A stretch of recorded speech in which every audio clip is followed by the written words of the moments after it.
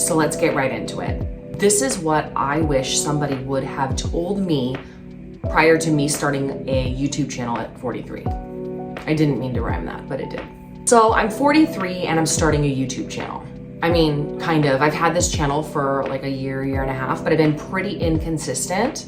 And to be completely honest, sometimes I feel like I've totally missed the train. If you've ever felt too old, too awkward, too behind, this one's for you.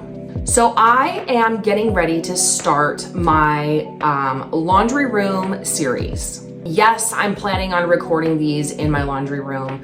My laundry room is kind of like, we call it the bunker. It's kind of a multi-purpose room, and it's got enough room in there for storage, for a pantry, a deep freezer, a fridge, a desk. Like, it's kind of big, but it's not completely air conditioned, so it gets really hot in there. And I live in Arizona.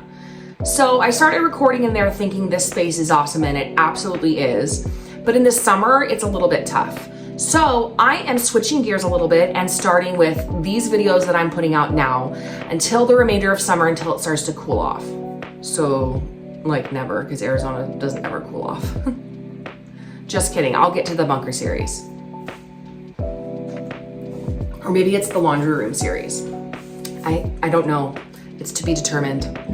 Anyways, I wanted to start and just talk a little bit about the inner battle that I face starting a YouTube channel a little bit later in life. And maybe you are facing that too, just even as a business owner in general. Maybe you feel like you've missed the train, you're too old, you don't have anything to give, you missed the boat. And I want you to know that I absolutely understand where you're coming from. I have been building businesses online since 2009, and there has been a ton of things that I've tried and a ton of things that I've failed at. And my own inner critic is as loud as it can possibly get. I tell myself all the time, how can I teach people about this when I don't have as many followers as the experts out there that are my age? Let me just start by saying that I am choosing today to stop comparing my story to other people. I'm on my own journey. I've learned a ton. I know a lot about social media and about driving traffic online. And I am jumping into creating and to really fostering this YouTube channel to teach you about that. But not only to teach you, but to also encourage and inspire you. And I have some really fun ideas for this channel. But I do have some things that I wish I would have known prior to getting started on YouTube. First, I didn't really realize that the comparison game would be this strong for me. I've been on social media since 2009. Like I said, I've grown several of my own businesses, and I've been a social media manager for dozens of other clients and helped them grow their social media businesses online as well. I've never really struggled with comparing myself online.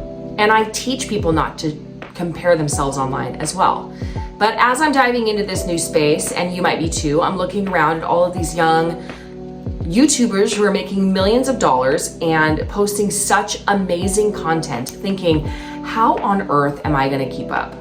Is what I have to say actually going to be relevant? And does it even matter that I'm here? I mean, there's like these 25-year-olds are editing like these cinematic like Iceland trips. Like, I'm not going to Iceland. I've got 3 kids and I've got teenagers and a mortgage, and traveling is on the bucket list, but that's just not where I'm at right now. We're getting ready to go back to school shopping. So it's not as sexy as a lot of these other YouTubers' lives are. So that's a challenge. Second is I didn't realize that I was really gonna overthink everything. I'm not really an overthinker. I tend to dive in and get started and figure out the pieces later. I don't overthink stuff. But this one's been really challenging for me, specifically with my home. I love my home, and I'm not even in my home right now. But I look around and I'm like, I love this house, but there's literally no space besides my laundry room / bunker to record, because what I'm qualifying as a good space to record would be a place that's quiet and that's decently lit. And I have great light in my house, and my kids are so loud. So figuring out a place to record is challenging. It's just kind of hard, especially in the summer.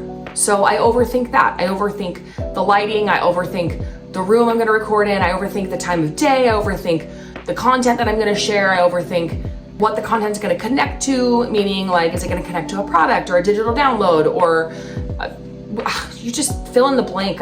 My mind is like, And that is a challenging place to be when you're trying to create content. And the third challenge that I face is I often wonder if anyone's gonna even care about this. I wonder if anyone's even gonna care about what it is that I have to say and what it is that I have to share. And the truth is that I have a ton of experience with social media and with driving traffic online. But sometimes I wonder if I still have a place here. Now, before you spam me in the comments that 43 is not old, I 100% agree.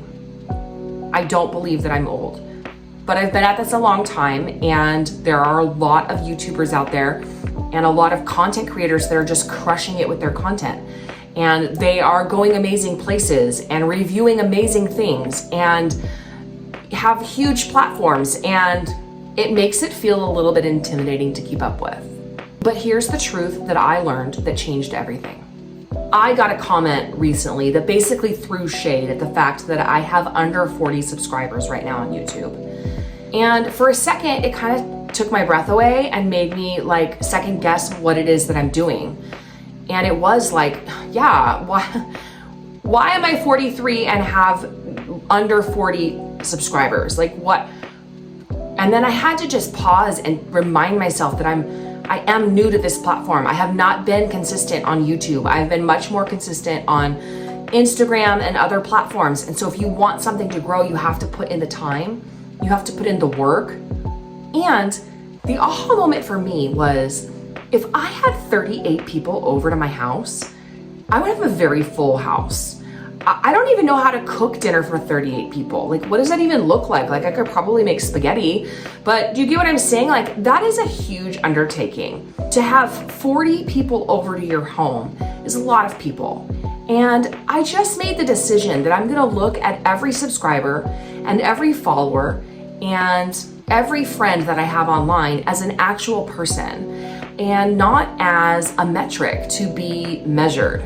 It's definitely not a metric to measure my self-worth. I know that I have a lot to share and a lot to give. It doesn't matter how many subscribers that I have. It doesn't matter how many subscribers you have. At 43, I know who I am. I've built businesses and I've walked through a lot of burnout. Like a lot. I've raised a family while creating content. My husband and I were wedding photographers for over 10 years, photographing 35 weddings a year. I created an online magazine that I have since retired that reached people around the globe and encouraged women every day. I've been a social media manager since 2020, and I have helped dozens of business owners just like you to create content for their businesses, to help them feel unstuck and to help them grow on their platforms. Those are not things that I need to hide from. Those are things that I can offer. So these are the things that I know now. You don't need a fancy setup. Clarity is more important than aesthetics. And do I wish I had a fancy studio or a ginormous kitchen with the best daylight to film in? Sure. Am I gonna be against having that someday? No. Do you need it to create meaningful content that impacts people? You do not. Second thing I've learned is you don't need to be the loudest. You just need to be honest, and you just need to be true to who you are. My biggest advice to you that I'm gonna take as well is to start small. If you're new to this platform, or if you're trying to grow a business online and it's not moving, begin starting small. Speak to the you from 3 years ago. What would you have needed to hear? Because that's likely your audience. Don't wait until you feel confident. Confidence comes when you put the work in and make mistakes and put one foot in front of the other and don't give up. So all that to say, if you're thinking about starting a YouTube channel and you're in your 30s, 40s, or even your 50s, or 60s, 70s, 80s, any of those, I want you to hear this. You're not behind. What you are is building something with depth. Your years of experience, they make you credible. Your setbacks make you trustworthy. Your awkwardness and your quirks and the things that you think that nobody adores, they make you relatable. It's not too late. You're not too old. And someone out there needs to hear from you. Not from somebody younger, louder, or flashier. They need to hear from you. If this video helped you to feel a little bit less behind, feel free to hit that subscribe button and come hang out here with me. I talk about creating content, growing online, and doing it without burning out or losing yourself in the process, because that's the kind of channel that I wish existed when I started. Hit subscribe. See you on the next video. You guys are amazing.